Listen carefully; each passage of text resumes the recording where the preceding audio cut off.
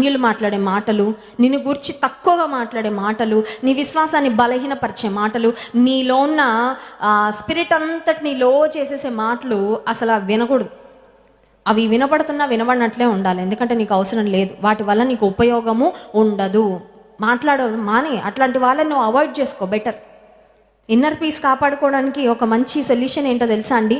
మన అంతరంగంలో ఉన్న సమాధానాన్ని, నెమ్మదిని కాపాడుకోవడానికి ఒక సొల్యూషన్ ఏంటంటే, avoid people who will disturb your peace. నీ సమాధానాన్ని ఎవరు డిస్టర్బ్ చేస్తారో వాళ్ళని కొంచెం నువ్వు తప్పించుకో, వాళ్ళ జోలికి వెళ్ళకు. ఎందుకంటే వాళ్ళ దగ్గరికి వెళ్ళి నీ సమాధానాన్ని ఎందుకు పోగొట్టుకుంటావు? పలానా వ్యక్తి దగ్గరికి వెళ్తే నీకు గొడవ అవుతుందని తెలుసు, నీ కూల్ నువ్వు పోగొట్టుకుంటావు, కోపంతో కేకలు వేసేస్తావు, ఆ తర్వాత బీపీ వచ్చేస్తుంది, ఆ తర్వాత రాత్రికి నిద్ర పట్టదు, ఆ తర్వాత బండబూతులు మాట్లాడేస్తావు, ఆ తర్వాత నీకు ప్రార్థన రాదు, ఆ తర్వాత నువ్వు దేవుని స్తుతించలేవు. ఇవన్నీ జరుగుతాయని నీకు తెలుసు. అలాంటప్పుడు ఆ వ్యక్తి జోలికి వెళ్ళడం కొంచెం ఏం చేయాలా? మానేసుకోవాలి. అర్థమవుతుందండి?